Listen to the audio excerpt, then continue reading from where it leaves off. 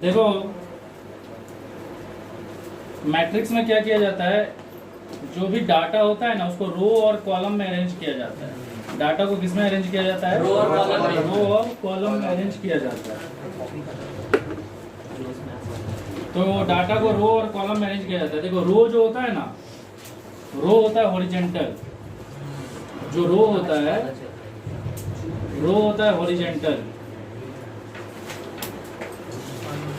जब डाटा को हॉरिजेंटली रखा जाता है तो उसको बोला जाता है रो, और जब डाटा को वर्टिकली रखा जाता है तो उसको बोलते हैं कॉलम। तो डाटा को जब वर्टिकली रखा जाएगा तो उसको क्या बोला जाएगा? कॉलम। ठीक है। तो अगर यहाँ पे देखोगे तो यहाँ पे कितना टू रो है? ये है रो 1 और ये है रो 2। उसी तरह से यहाँ पे कितना कॉलम है? Column 1 column 2। तो यहाँ पे जो भी डाटा रहेगा उसका नाम क्या होगा? उसका नाम होगा A11, क्योंकि ये डाटा पहला रो में है और पहला कॉलम में है। तो इस डाटा का जो ये A11 है ना, इसमें जो पहला नंबर है वो रिप्रेजेंट कर रहा है रो को, और जो दूसरा नंबर है वो रिप्रेजेंट कर रहा है कॉलम को। तो कहीं ना कहीं ये डाटा का वो एड्रेस है। ठीक है। इस डाटा में A11 में जो पहला 1 है वो इस पहला रो को रिप्रेजेंट कर रहा है, और जो दूसरा 1 है वो पहला कॉलम को रिप्रेजेंट कर रहा है। उसी तरह से यहाँ पे जो डाटा होगा उसका नाम होगा A12, मतलब वो डाटा पहला रो में है और दूसरा कॉलम में है। उसी तरह से यहाँ पे जो डाटा होगा उसका नाम हो जाएगा A21, मतलब दूसरा रो में है और पहला कॉलम में है। हमेशा याद रखना, पहला नंबर रो होता है, दूसरा नंबर कॉलम होता है। उसी तरह से यहाँ का होगा A22, मतलब ये दूसरा रो में है और दूसरा कॉलम में भी है। ये आपको समझ में आना चाहिए। और ये जो डाटा का अरेंजमेंट है ना, इसको मैट्रिक्स बोलते हैं। क्या बोलते हैं? मैट्रिक्स। इसको बोलते हैं मैट्रिक्स। अब इस मैट्रिक्स का आपको ऑर्डर पूछ सकता है। ऑर्डर मतलब इसमें कितना रो है और कितना कॉलम है। तो इसमें 2 रो है और 2 कॉलम है, इसलिए इसको बोलेंगे 2 क्रॉस 2। और जब भी नंबर ऑफ रो, जितना रो होगा अगर उसमें उतना ही कॉलम है, अगर किसी मैट्रिक्स में जितना रो है उतना ही कॉलम है, तो उस टाइप का मैट्रिक्स को बोला जाता है स्क्वायर मैट्रिक्स।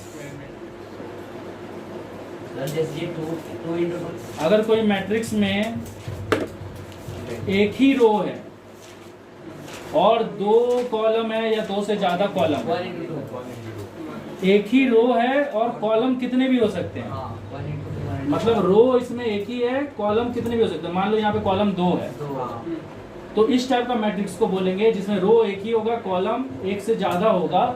इस टाइप का मैट्रिक्स को बोलेंगे रो मैट्रिक्स।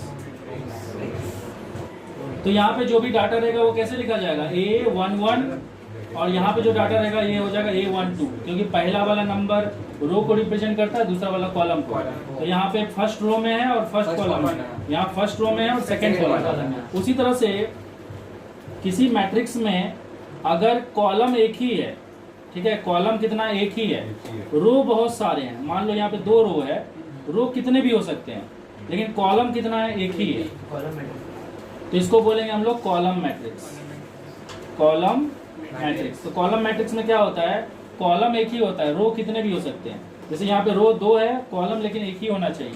तो इसका नाम क्या हो जाएगा? यहाँ पे जो एलिमेंट होगा उसका नाम हो जाएगा A11, और यहाँ पे जो एलिमेंट होगा उसका नाम हो जाएगा A21, क्योंकि दूसरा रो में है और पहला कॉलम में। पहले रो लिखा जाता है फिर कॉलम।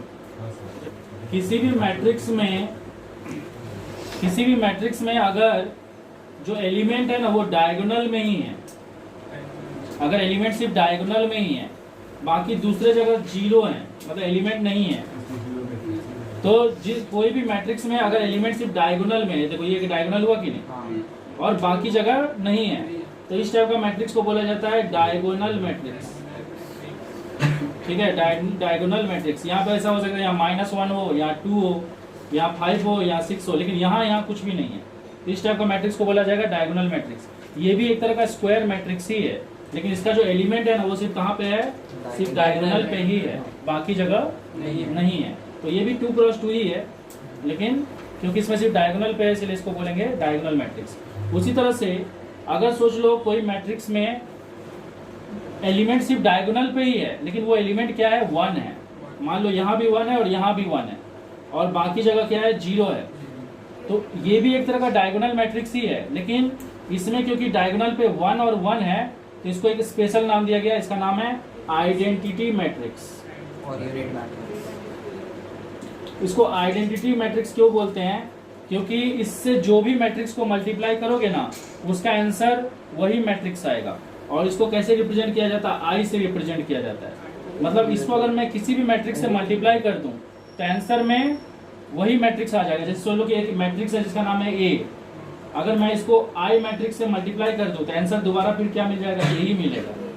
सर वो जो डायगोनल मैट्रिक्स में ए और बी ऐसे आ सकता है क्या? मतलब जैसा इस टाइप में बनाना तो उसको वैसे नहीं। अगर यहाँ पे एलिमेंट है और यहाँ जीरो है उसको डायगोनल मैट्रिक्स नहीं बोलेंगे, इसी डायगोनल पे होने से ही उसको डायगोनल मैट्रिक्स बोलेंगे। अगर सोच लो किसी मैट्रिक्स में उसका सारा एलिमेंट जीरो ही है, जीरो मैट्रिक्स तो उसको बोलेंगे नल मैट्रिक्स। नल या जीरो मैट्रिक्स जो भी बोलना है तो उसको हम लोग बोलेंगे नल मैट्रिक्स। ये भी एक तरह का स्क्वायर मैट्रिक्स ही है, ठीक है, क्योंकि जितना रो है उतना ही कॉलम है, लेकिन इसमें सारा का सारा एलिमेंट जीरो है, मतलब कहीं पे भी कुछ भी एलिमेंट नहीं है, तो इसको नल मैट्रिक्स बोलेंगे। और इसको आप ऐसे भी रिप्रेजेंट कर सकते हो जीरो से। Scalar multiplication, scalar multiplication to matrix. किसी भी मैट्रिक्स में स्केलर मल्टीप्लाई करेंगे, स्केलर मतलब कोई भी नंबर। किसी भी मैट्रिक्स में अगर हम कोई भी नंबर मल्टीप्लाई करेंगे तो वो नंबर ना उस मैट्रिक्स का हर एक एलिमेंट में मल्टीप्लाई होगा। जैसे यहाँ पे एक एग्जांपल लेते हैं, मान लो एक मैट्रिक्स है जिसका एलिमेंट है ए बी सी डी, और इस मैट्रिक्स में अगर हम क्या मल्टीप्लाई कर दें? 2 मल्टीप्लाई कर दें। इस मैट्रिक्स में हम क्या मल्टीप्लाई कर दें? 2 मल्टीप्लाई कर दें, तो क्या होगा? हर एक एलिमेंट में क्या मल्टीप्लाई हो जाएगा? 2 मल्टीप्लाई हो जाएगा। मतलब ये हो जाएगा 2a, ये हो जाएगा 2b, ये हो जाएगा 2c और ये हो जाएगा 2d। तो ये जो 2 है ना इसी को स्केलर बोलते हैं। तो किसी भी मैट्रिक्स में अगर कोई नंबर मल्टीप्लाई हुआ, मतलब स्केलर मल्टीप्लाई हुआ, तो वो हर एक नंबर में मल्टीप्लाई होगा। समझ में आई? अभी हम लोग पढ़ेंगे कि मैट्रिक्स का एडिशन और सब्ट्रैक्शन के बारे में पढ़ेंगे। क्या पढ़ेंगे? मैट्रिक्स का एडिशन और सब्ट्रैक्शन के बारे में।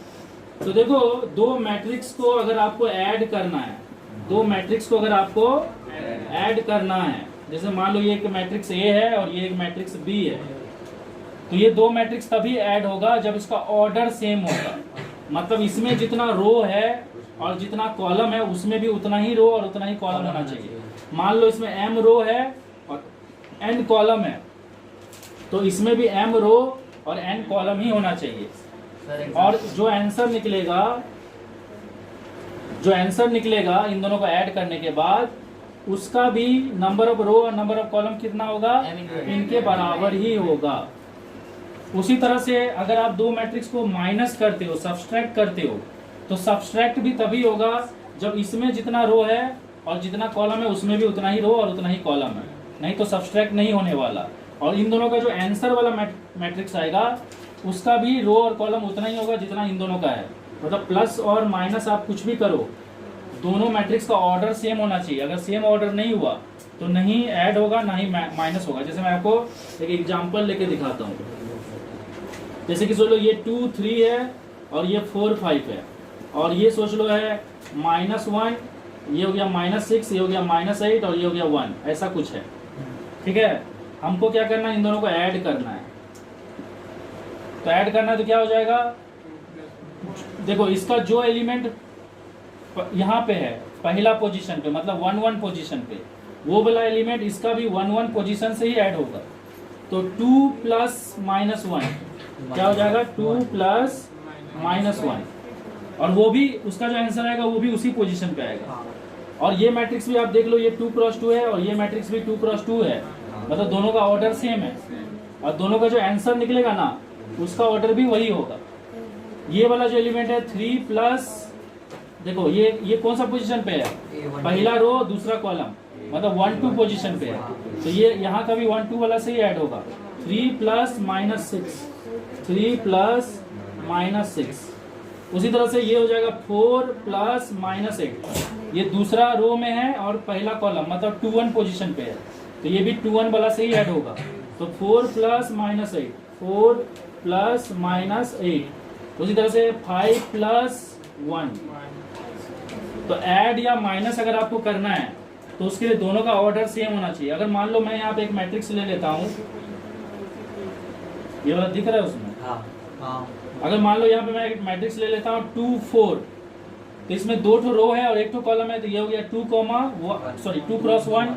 अगर आप इसको चाहो किससे ऐड करना, इससे 2 3 से, मतलब जिसमें एक रो है और 2 कॉलम, मतलब 1 क्रॉस 2 है, तो ये नहीं होगा, ये पॉसिबल नहीं है, ये पॉसिबल नहीं है, क्योंकि दोनों का ऑर्डर क्या है, अलग अलग है। तो एडिशन और सब्सट्रैक्शन होने के लिए ऑर्डर सेम होना बहुत जरूरी है, ये आपको समझ में आया।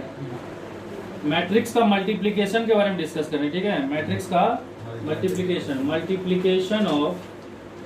मल्टीप्लिकेशन ऑफ 2 मैट्रिक्स या मैट्रिसेस लिख देते हैं।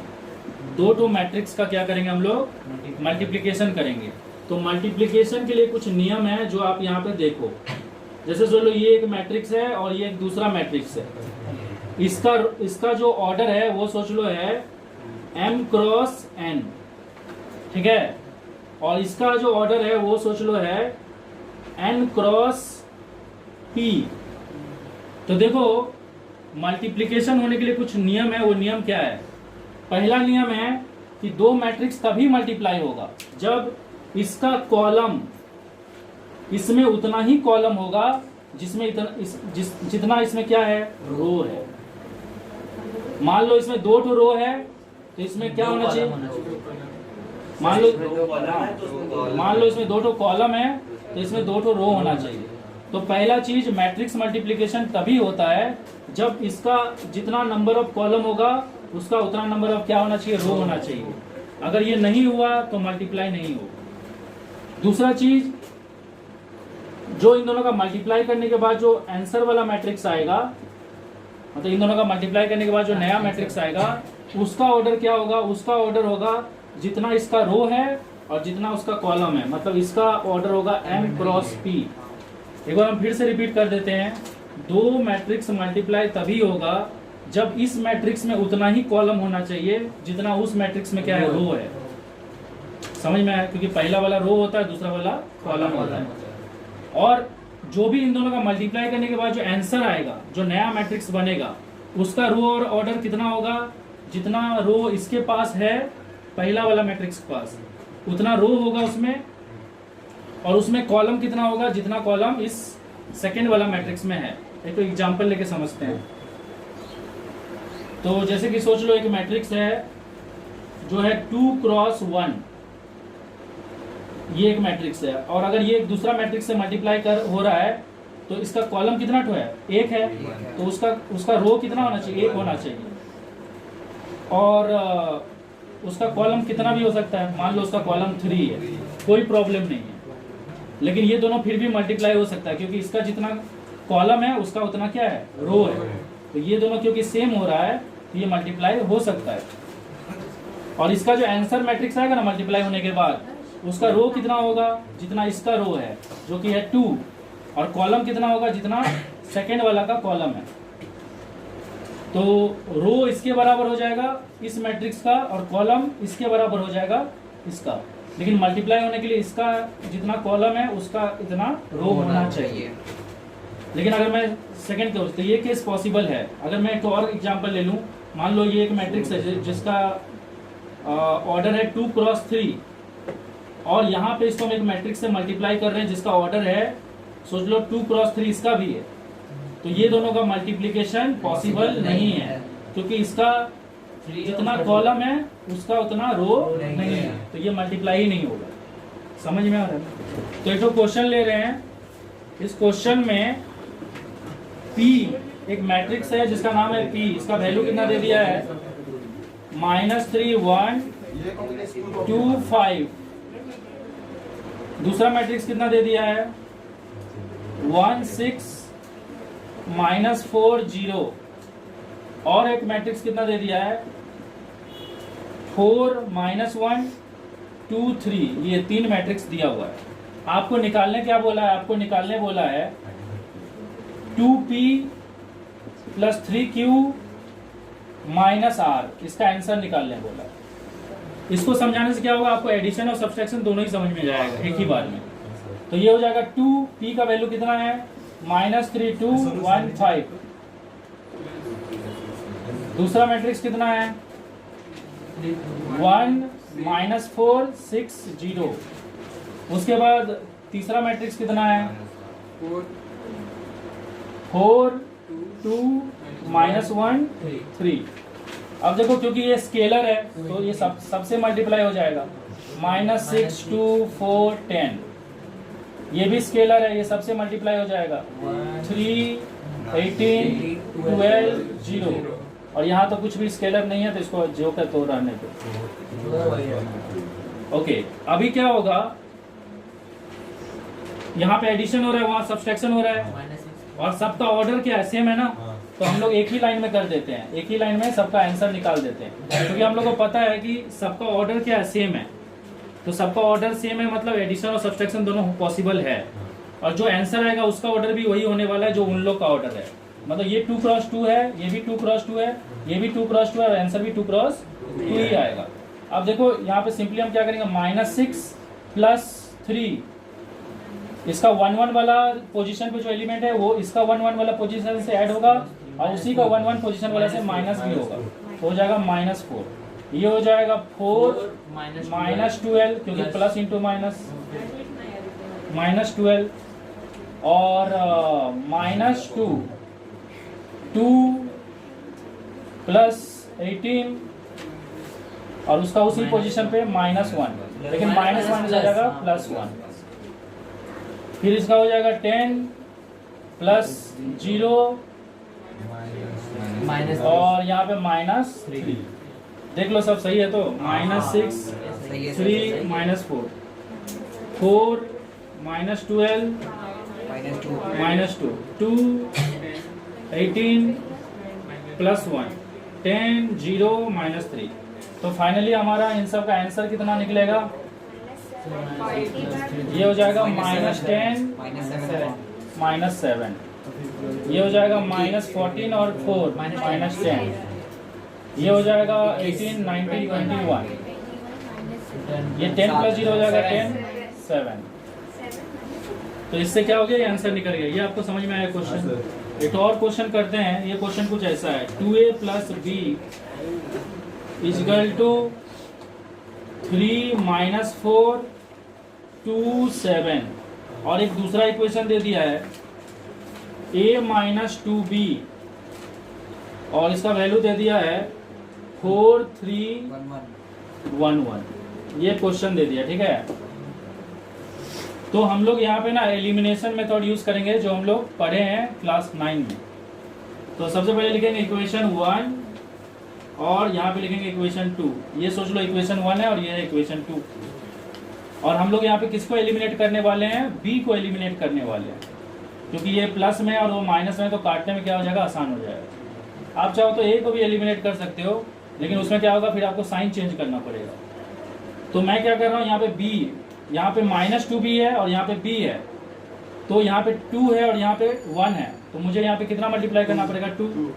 तो इंटू 2 कर दूंगा, तो ये हो जाएगा 4a 2b, और वो 2 इसमें भी मल्टीप्लाई हो जाएगा, तो ये हो जाएगा 3 - 4 2 7। ये आपका समझ में आ रहा है? अब ये देखो, ये जो 2 है ना, ये तो सब में मल्टीप्लाई हो जाएगा ना, तो हम इसको मल्टीप्लाई कर ही देते हैं। ये हो जाएगा 6, ये हो जाएगा 4, ये हो जाएगा 14, ये हो जाएगा -8। यहाँ तक समझ में आया? अब यहाँ पे ऑलरेडी मतलब यहाँ पे ऑलरेडी 2 है, तो यहाँ पे हम लोग 1 मल्टीप्लाई करेंगे, तो 1 × a हो जाएगा a, इसमें 1 मल्टीप्लाई होगा तो क्या हो जाएगा, -2b, और इसमें 1 मल्टीप्लाई होगा तो जो जैसा वैसे ही रहेगा, 4 3 1 1। ठीक है। अब हम लोग क्या करने वाले हैं, क्योंकि ये दोनों सिंपली ऐड करने से ही कट जाएगा, तो ये दोनों क्या हो गया, हमारा कट गया। ये दोनों क्या हो जाएगा, ऐड होके हो जाएगा 5a, और ये दोनों ऐड होके क्या हो जाएगा, क्योंकि इन दोनों को ऐड करना है, तो 6 + 4 हो जाएगा 10, 4 + 1 हो जाएगा 5, -8 और 3 हो जाएगा -5, अब 14 1 हो जाएगा 15। यहाँ तक समझ में आया? अब हम लोग यहाँ से a मैट्रिक्स निकाल सकते हैं। a मैट्रिक्स का वैल्यू हो जाएगा 1/5, क्योंकि ये जो 5 है ना इधर, इंटू उधर जाके डिवाइड हो जाएगा, और ये हो जाएगा 10, 5 माइनस 5 15। यहाँ तक समझ में आया। अब ये 5 जो है क्योंकि एक स्केलर हो गया तो यहाँ पे डिवाइड है तो सबसे डिवाइड होगा, तो फाइनली हमारा a का वैल्यू कितना निकल जाएगा, a का वैल्यू हो जाएगा 2 माइनस 1 1 3। समझ में आया। आपका एक बार a मैट्रिक्स निकल गया, उसको अगर हम यहाँ पे पुट कर दे तो हम लोग b को भी निकाल सकते हैं। तो आप इस a का वैल्यू को इसमें भी डाल सकते हो और इसमें भी डाल सकते हो, जिसमें मन करे उसमें डाल दो, आपका आंसर तो सेम ही निकलेगा। मान लो मैं इसको इसमें डालता हूँ तो ये हो जाएगा 2 इंटू a का वैल्यू हो गया 2 1 माइनस 1 3, और b के जगह b लिख दिए और इक्वल टू हो गया 3 माइनस 4 2 7। तो ये 2 सब में मल्टीप्लाई हो जाएगा, ये हो जाएगा 4 2 minus 2 6, b equal to 3 2 minus 4 7। Finally क्या हो जाएगा, ये उधर जाके सब्सट्रैक्ट हो जाएगा, तो ये हो जाएगा 3 2 minus 4 7 minus 4 2 minus 2 6।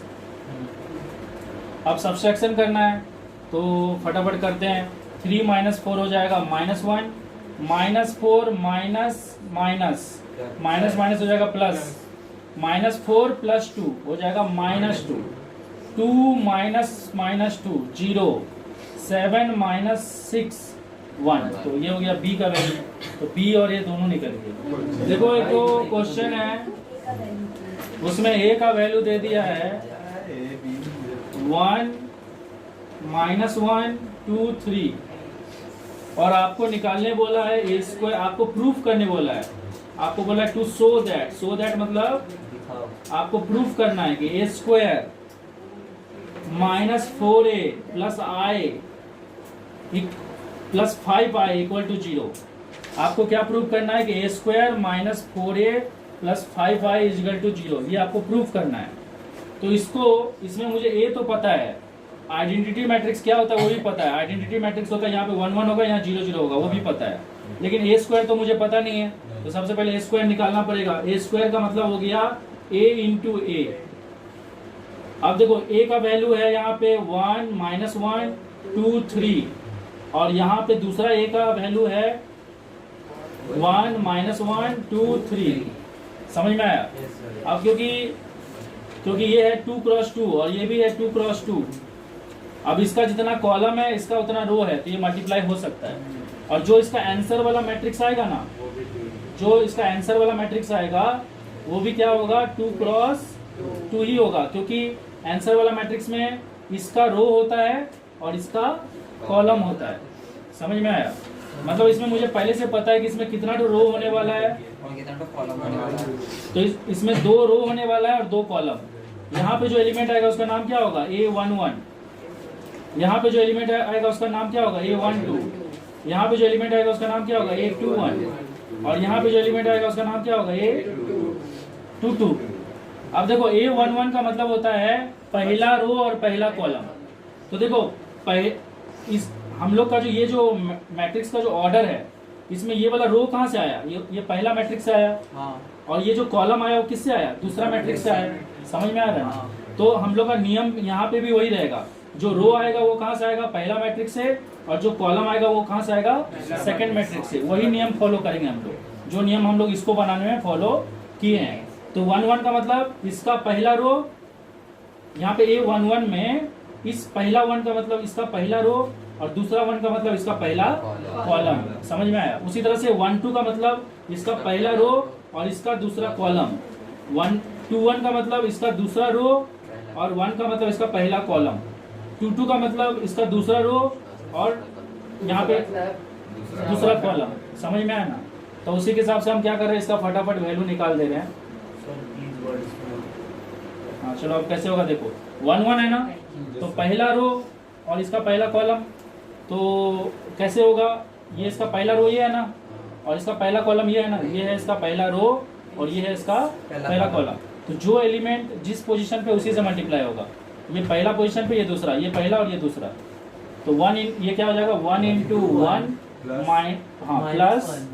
Plus minus 1 into 2, ये हो गया हमारा, ये निकल गया। अब यहाँ पे क्या करेंगे हम लोग, यहाँ पे करेंगे हम लोग पहला रो दूसरा कॉलम। तो ये हो जाएगा 1 into minus one, 1 into minus one, minus 1 into 3, तो प्लस माइनस 1 इंटू 3। ये समझ में आया? उसके बाद यहाँ पे 2 1 है, तो दूसरा रो और इसका पहला कॉलम, 2 1 का मतलब 2 का मतलब दूसरा रो, 1 का मतलब पहला कॉलम, तो ये हो जाएगा 2 इंटू 1, 3 इंटू 2, बीच में प्लस लेकिन डालते रहना। 2 2 है, दूसरा रो दूसरा कॉलम, तो 2 इंटू माइनस 1 एंड 3 इंटू 3। समझ में आया? तो फाइनली इसका आंसर क्या आएगा?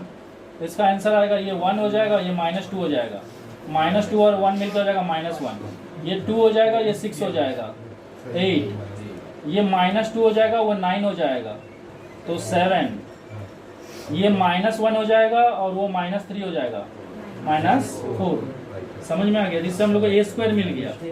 अब हम लोग क्या करेंगे, इसका वैल्यू को इसमें पुट करेंगे, तो हम ये ऊपर वाला मिटा रहे हैं। जो चीज एक क्लास में कंप्लीट हो जाएगा तुम वो भी नहीं कर पाया।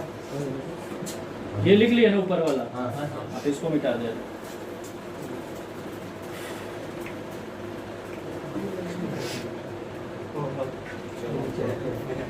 तो देखो ये जो वैल्यू आया ना a² का, इसको इसमें डालेंगे, तो हमारा a² का वैल्यू इसमें डाल देंगे तो कितना हो जाएगा?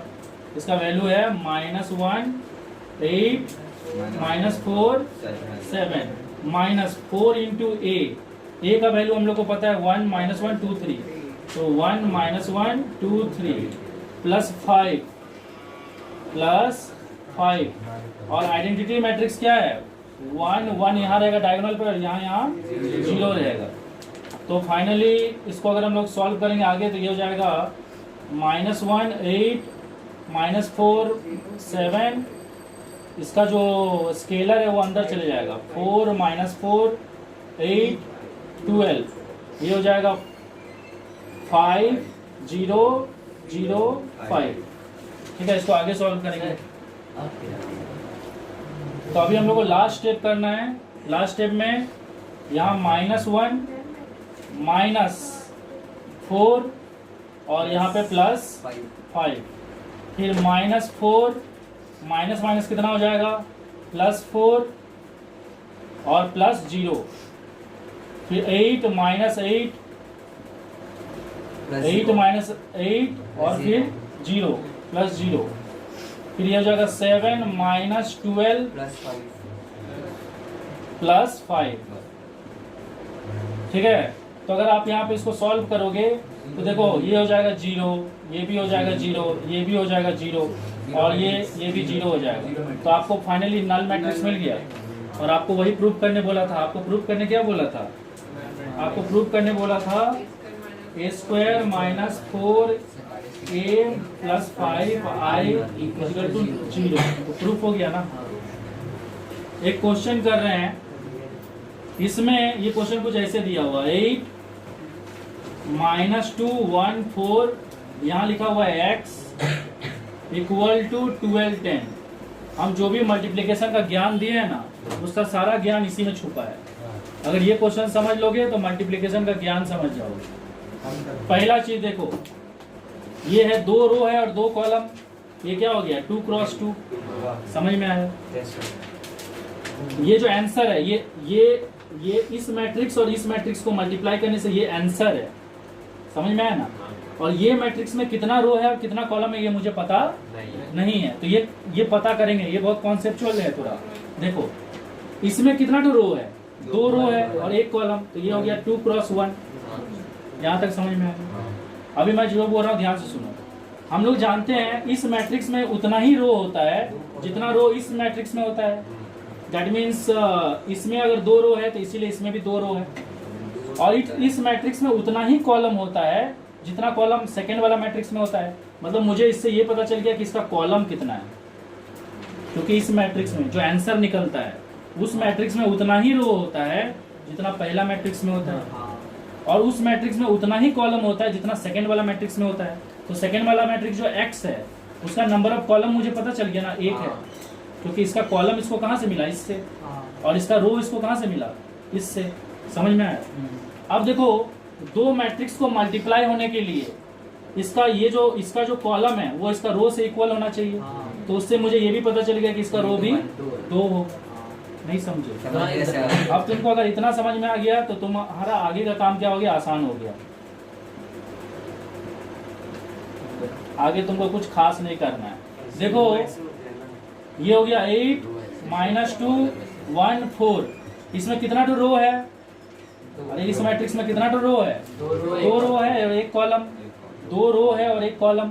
और इसका क्या एलिमेंट है, कुछ दिया हुआ नहीं है, तो इसका एलिमेंट को हम ले लेते हैं A और B। और देखो हम सही लिखें कि नहीं, 2 रो और 1 कॉलम, उसी ऑर्डर में लिखें जिस ऑर्डर में ये मिला है। अब हम लोग क्या करेंगे, इसका मैट्रिक्स मल्टीप्लिकेशन करेंगे। राइट साइड में हमारा क्या है, 12 और 10। तो मुझे एक चीज बताओ, अगर मैं इस मैट्रिक्स को और इस मैट्रिक्स को मल्टीप्लाई करूंगा तो इसका जो आंसर मैट्रिक्स आएगा वो क्या क्रॉस क्या होगा, ये है 2 क्रॉस 2 और ये है 2 क्रॉस 1। तो इन दोनों को मल्टीप्लाई करने से 2 क्रॉस 1 आएगा ना, इसका रो और उसका कॉलम। तो ये जो मैट्रिक्स आएगा वो 2 क्रॉस 1 आएगा। मतलब इस मैट्रिक्स में 2 रो होगा और 1 कॉलम। समझ में आ रहा है ना?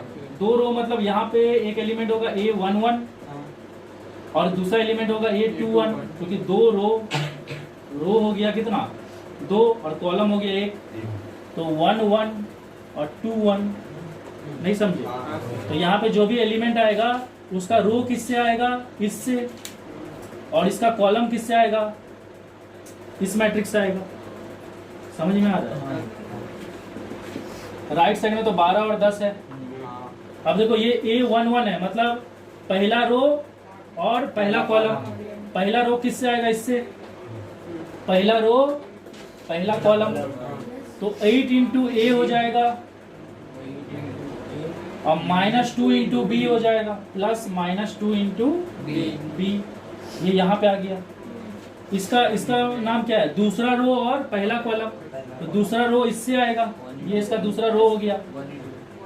अब पहला कॉलम इससे आएगा, तो यहाँ हो जाएगा 1 into A plus 4 into B। समझ में आया? इसको मिटा सकते हैं, सब मिटा सकते हैं। अच्छा ठीक है, अब ये क्या हो जाएगा, देखो ये हो जाएगा 8A - 2B और ये हो जाएगा A प्लस 4B। समझ में आया? अब देखो ये दोनों मैट्रिक्स क्या है, ये भी है 2 क्रॉस 1, ये भी है 2 क्रॉस 1। अब देखो इसका यहाँ जो एलिमेंट होगा, क्योंकि ये दोनों मैट्रिक्स इक्वल है, तो इसका यहाँ जो एलिमेंट होगा यहाँ भी उसका वही एलिमेंट होगा। तो हम लोग यहाँ से लिख सकते हैं 8A - 2B = 12। और इसका यहाँ पे जो एलिमेंट होगा इसका उसी पोजीशन पे वहाँ पे भी वही एलिमेंट होगा। ये हो जाएगा A प्लस 4B = 10। अब हमको इस दोनों को सॉल्व करना है। उस टाइम हम लोग प्लस वाला को माइनस वाला को लिए थे ना, इस बार हम जानबूझकर प्लस वाला को लेते हैं। इक्वेशन 1 इंटू 1 कर दे रहे हैं और इक्वेशन 2 इंटू क्या कर दे रहे हैं, 8 कर दे रहे हैं। मतलब ये हो गया 1, ये हो गया 2। ये हो जाएगा आपका 8A - 2B = 12 और यहाँ पे हो जाएगा 8A प्लस 32B = कितना हो जाएगा, 80। ये माइनस करेंगे ये और ये कट जाएगा, ये प्लस है तो ये क्या हो जाएगा माइनस, ये हो जाएगा -34B। ये माइनस कितना होगा, 8 बचेगा और 7 में से 1 गया तो 6 बचेगा।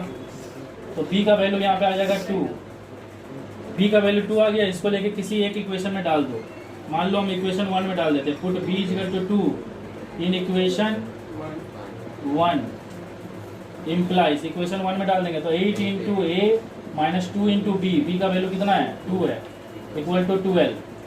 8A = हो जाएगा 2 2 जा 4, 4 उधर 16 हो जाएगा। दिस इम्प्लाइज A का वैल्यू कितना हो जाएगा, 2 हो जाएगा। तो A और B दोनों का वैल्यू मिल गया। और हम लोग को कौन सा मैट्रिक्स निकालना था, X मैट्रिक्स। तो X मैट्रिक्स को हम लोग क्या लिए थे, हम लोग लिए थे A और B, तो इसका आंसर हो गया 2 2। बस यही आंसर है। देखो एक होता है एडिटिव आइडेंटिटी, क्या बोलते हैं उसको, एडिटिव आइडेंटिटी। तो अगर एक मैट्रिक्स का एडिटिव आइडेंटिटी हम उसी मैट्रिक्स को बोलेंगे जिसको इसमें ऐड करने से आंसर क्या आएगा, ए ही आएगा। तो वो क्या होता है, वो होता है नल मैट्रिक्स। तो किसी भी मैट्रिक्स का एडिटिव आइडेंटिटी क्या होगा, नल मैट्रिक्स होगा। उसी तरह से एक होता है मल्टीप्लिकेटिव आइडेंटिटी, ये तो इसका हो गया। एक होता है मल्टीप्लिकेटिव आइडेंटिटी। मल्टीप्लिकेटिव आइडेंटिटी का मतलब होता है एक मैट्रिक्स में क्या मल्टीप्लाई करेंगे तो आंसर में वही मैट्रिक्स आएगा। वो मैट्रिक्स क्या है, ऑलरेडी बता चुके हैं। उस मैट्रिक्स का नाम है आई, जो कि होता है वही 1 0 0 1। अगर आप इसको मल्टीप्लाई करोगे आंसर वही मिलेगा।